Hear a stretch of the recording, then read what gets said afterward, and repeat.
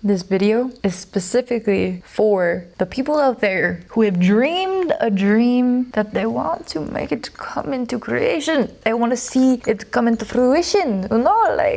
So if you're one of those people, which I kind of think you might be, honestly, because we all dream a dream. We all dream a dream. I mean, we're here dreaming this collective dream, but that's another whole story we don't need to get into right now. We're talking about your personal dreams, the little pulse that your soul is pulling you towards, okay? There's something deep within you that's like, and you feel it, and you feel it, and you feel it, and you want to feel it closer. You want to get closer to that dream. You want to see it materialize. Something deep within you wants it. It's longing for you to experience it. That pulse, that desire, that pull towards it is something deep within you that knows that it is a potential, that you can make it happen, and it wants it to come into fruition. The longing is proof of the potential. So let's just start there. So hello, welcome to my channel. My name is Mariah and this is my channel. It's called Kaladara Creations, and today we're gonna talk about dreams, okay? We're gonna talk about making your dreams happen, all the fun shit, okay? So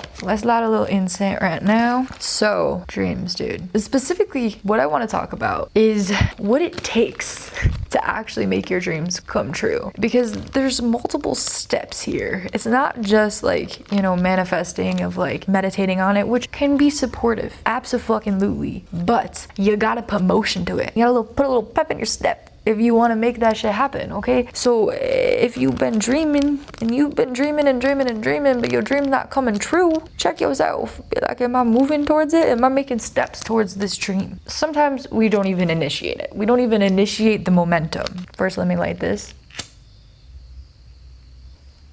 So then comes the question, why am I not pursuing it? Well, chances are there's probably a little bit of fear. There's some discomfort around you actually pursuing the dream. Sometimes you might be like, well, I don't feel nervous to do it. I just, it just hasn't been the right timing. But realistically, I feel if you actually boil it down, there is a lot of doubt. And we start to come up with justifications to not pursue the dream. And underneath these justifications is the little essence of doubt whispering in your ear like, oh, it's not the right time, not yet. And it's whispering in your ear and you're thinking it's you that's telling you it's not the right time. But it's the doubt, which, side note, it's all you in a way. Another topic for another day. And then for those of you that have taken a little step, you've tiptoed towards your dreams a little bit, and then you took a step back because doubt started to trickle in. The insecurities started to surface. And it's scary, bro. It's the wall there. You're like, oh shit, there's a wall. Let me respect this wall. And you take a step back and you revert to the comfort of this little cube that you've been existing within instead of challenging the wall and really getting curious of what it's made out of. Is this wall even real, bro? What is this wall made of? Can I knock this wall down? Can I walk through this wall? These are the questions here. I feel like so many people get stuck and don't continue the momentum that they initiated towards their dreams because these insecurities and doubts and all these things surface and they think it's evidence that they shouldn't pursue their dreams.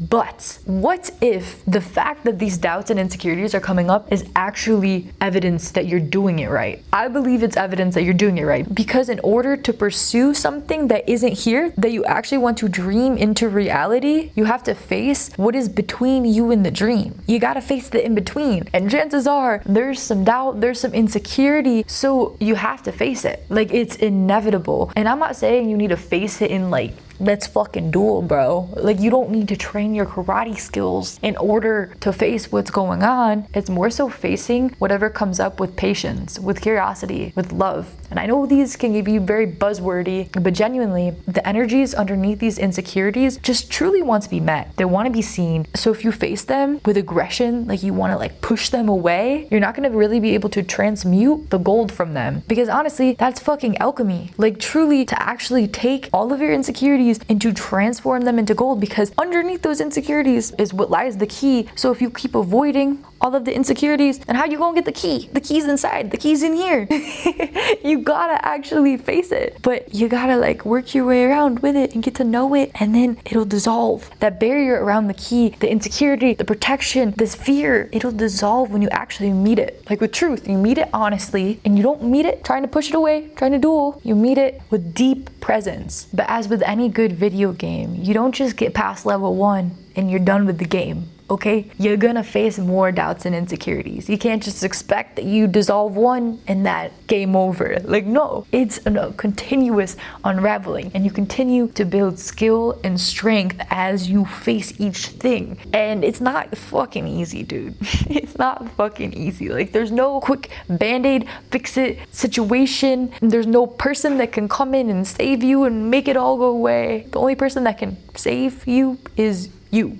So until you actually show up, you're just gonna remain complacent where you're at. So we've established this is a long mission that you are embarking on. So how, you may ask, how do you face all of these challenges, all of these bosses that you face up at the end of each level? How do you muster up the strength? And I'ma say, I personally believe that you do it by grounding in on the why. Like, you have to really fucking anchor in on that why, like ground in with it, really get clear, like clear and honest, not just like, I want a Mercedes so I can look cool and impress the chicks. Like, that's not really honest, bro. Like, why do you actually want what you want? Like, you really got to get curious and dive in internally and understand why you want what you want. Because also sometimes we start to pursue what we want and realize that actually it wasn't what we really wanted. It was just a surface level want and there was a deeper want. So it's really helpful to get clear on your why. But also, side note, sometimes that's a part of the process. Sometimes you pursue a surface level why and it takes you to certain spaces where you're able to learn, and then you're able to shed the surface why and get more clear on the deeper why. So get clear on that why and really hold that why so fucking close to your heart. And on the days that you wake up and you're not motivated, you're not feeling inspired, and trust me, that'll happen. Like, it fucking happens. You anchor into that why. You remember. You fucking remind yourself, like, why the fuck am I doing this? And don't just ask yourself, but feel into it. Like, truly drop into your heart and be like, this is what I'm doing. You conjure up the inspiration, you conjure up the motivation. And when people talk about manifestation of like really drawing something to you, this is the part where if you can hold that feeling so close to you, feel that version of you, that dream, and feel it and carry it with you. You also need to act, you need to have motion, but carry that feeling with you and allow it to continue to inspire your emotions. That's how you make that shit happen, bro. Because if you don't hold your why, you're just gonna let it fizzle out, because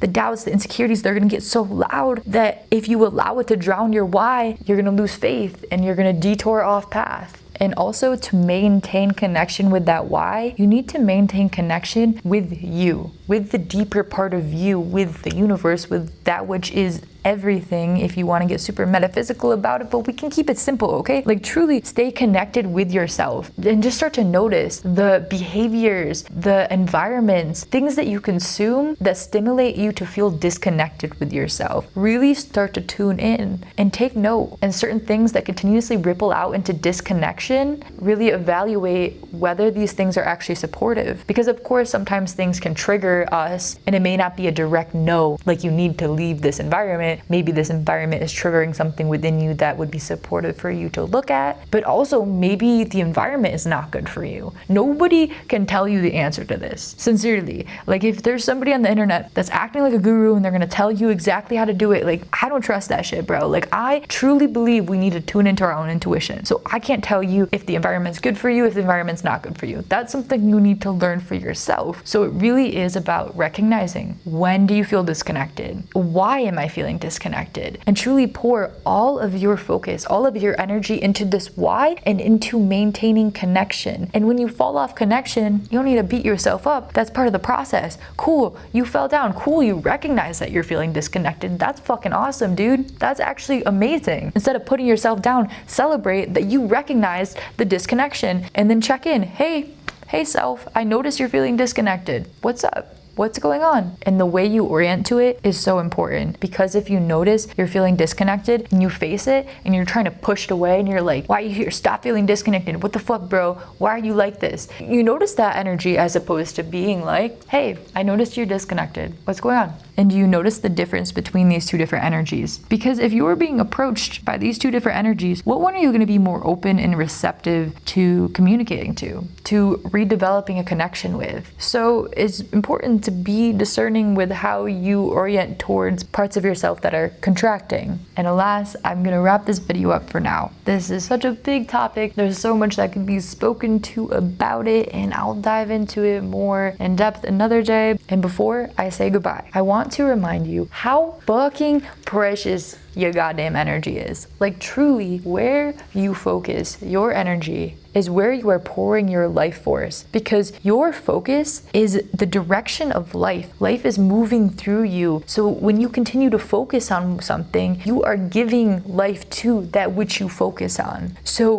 recognizing the immensity of that can feel empowering, or it can feel terrifying, because with that comes a huge sense of responsibility. True responsibility cuts through all of those insecurities, all of those fears, all of those blocks, and it nudges you outside the comfort zone, and it calls you forward to confront the spaces that want to shrink and hide. So yes, it can be scary, but it also is incredibly empowering to know that you have way more power to direct your life than you even realize. And yes, it is a co-creation. There are forces out there that go beyond your human comprehension, so not disregarding that, but also it is co-creation and you play a part in it. So I'm just saying, like, your energy is so fucking precious. Recognize it. Be discerning with where you direct that shit, okay? It is a great responsibility, and it is a great fucking gift. Don't take it for granted, bro. Cherish that shit. Till next time.